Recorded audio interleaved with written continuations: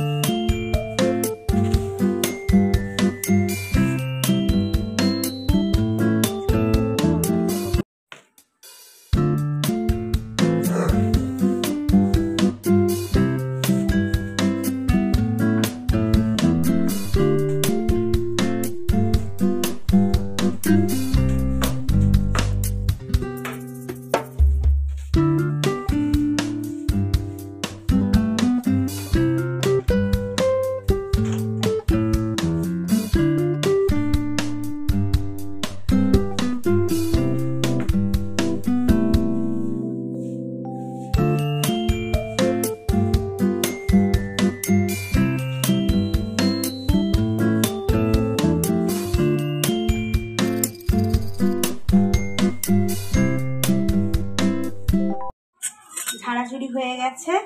এবার আমার বরকে টিফিন করলে বর বলে আমাকে রুটি আলু তরকারি করে দাও, রুটি আলু তরকারি করে দিয়েছি। এবার বড় ছেলে বলে মা আমাকে একটু পরোটা করে দাও, ছোটো ছেলে তো টিফিন দিয়ে দিয়েছি, ও টিফিন নিয়ে চলে গেছে। বর বলে গেল আমি তো দুদিন ভাত খাবো না, কাল পরশু যেহেতু কালকে কালী পুজো ভাত খাবো না, পরশু তো দশহরা ভাত খাবো না। তো বর বলে গেল তাহলে ঠিক আছে আজকে একটু মাংস নিয়ে আসি। তো একবার বলে মাছ নিই, না মাছ তো খাচ্ছি, আজকে বলছে একটু মাংস নিয়ে এসো। দিয়ে বর তখন বললো যে মাছ নিয়ে আসছি। আমি যে মাছ নিয়ে এসছি, ঠিক আছে মাছ আর খাবো না, মাংস নিয়ে আসছে। তা ঠিক আছে ওই জন্য ও মাংস নিয়ে আসবে। আর আমি ততক্ষণ এগুলো বড় ছেলে পরোটা খাওয়াই বললো, একটু পরোটাটা করে দিই, দিয়ে ও মাংস নিয়ে আসবে, মাংস করবো। আর একটু পটল নেবো, পটল পোস্ত করবো। গরম জল বসিয়ে দিয়েছি। তো সাথে থাকো, দেখতে থাকো কী করি না করি, সবটাই তোমাদের সাথে শেয়ার করবো। চলো, তো তোমরা সাথে থাকো, কী করি না করি সবটাই তোমাদের সাথে শেয়ার করবো। তো চলো টাটা, আর সাথে থাকো। আর সকালেই তো আজকে ভালো লাগলো, দিনটা শুরু হলো। তো চলো সাথে থাকো, করে ফেলি। আর পরোটাটা হয়ে গেলে চানটা করে আসবো, চানটা করে এসে বাজারওয়ালা আসেনি, একটু পটল নেবো, পোস্তটা ভিজিয়ে দিয়েছে, পোস্তটা বেটে নেবো। তো চলো, মাংসটাকে ম্যারিনেট করেছি দই, হলুদ আর সর্ষের তেল, একটু নুন দিয়ে বেশ করে ম্যারিনেট করেছি। তো রান্না হয়ে গেছে শাক ভাজা, এই যে পটল পোস্ত, আর আমড়ার চাটনি, আর এই আলুগুলো, মাংসর আলুগুলো তেল বসিয়ে দিয়েছি, ভাজবো এবার।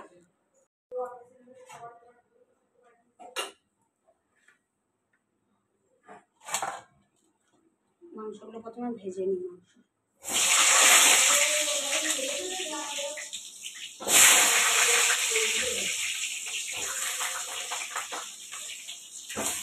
নানা শোন,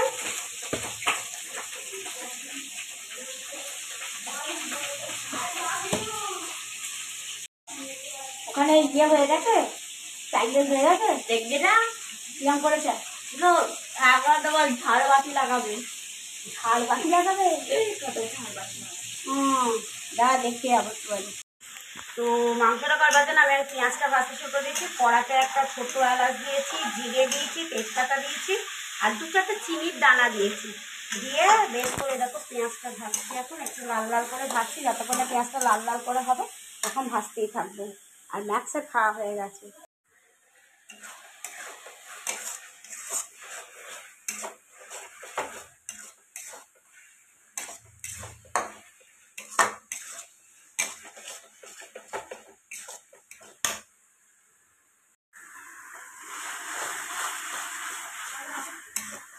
হ্যাঁ যাই,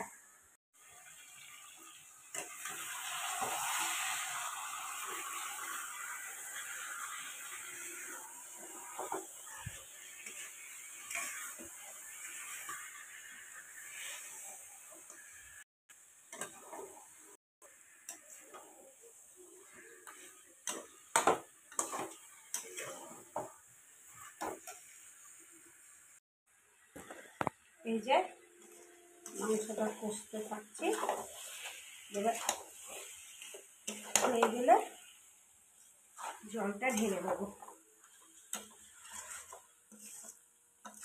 মাংসটা জলটা ঢেলে দিয়ে গিয়ে তোমাদের নিয়ে যাবো প্যান্ডেলটা রেখে, ওইখানে প্যান্ডেল হয়েছে তোমাদের নিয়ে যাবো।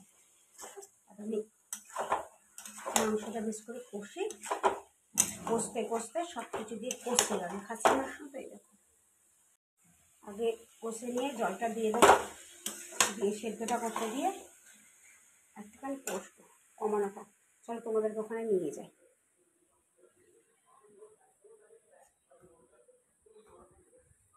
পেঁয়াজ রসুন সব পড়ে আছে, ওটা হয়নি। আমার অবস্থা দেখছো, ঘেমে ওটাকে সব কাচতে হবে, না নিয়ে যাচ্ছি চলো।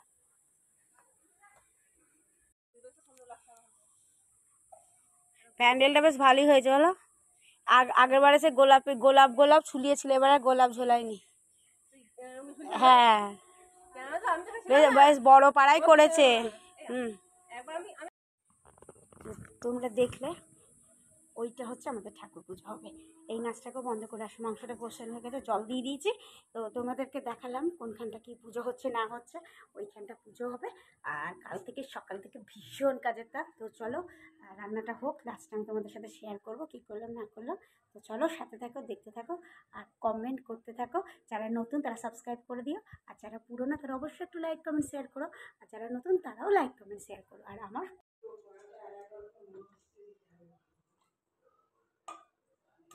এটা হয়ে গেল ঝোল, সিটিটা মারতে দিয়ে এসব গ্যাস ফ্যাস দিতেবো, তারপরে আমার মাংসর ঝোল হয়ে গেছে, ভটভট ভটভট করে ফুটছে।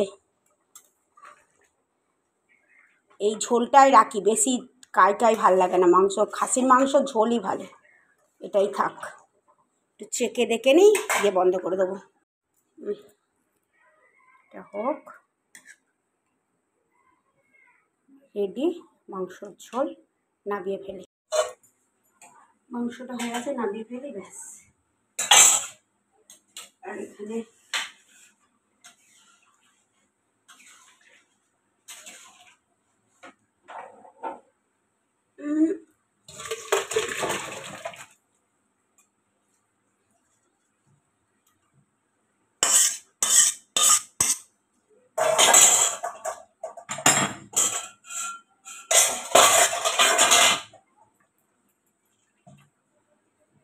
দেখো পিসগুলো।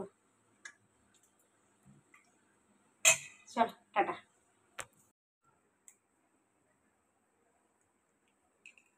ও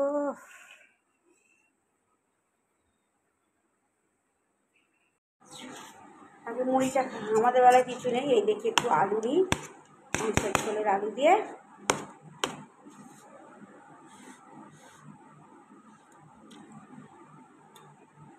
গরম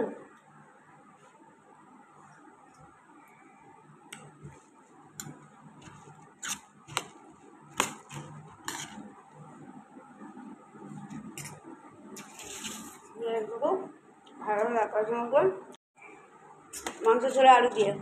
আমার তো তরকারি তো খেয়ে নিয়েছিস, হ্যাঁ। পটের বস্তা খাবে একটু, এনে এনে। আর তুই ওটা ইয়ে করে দিয়েছিস, জলটা ভরে নিয়েছিস, ঠিক আছে। কি হচ্ছে বাইরে? মুড়িটা খেয়ে যাচ্ছি। টানটা খোলো না, তাতে করে মাইক বাজবে।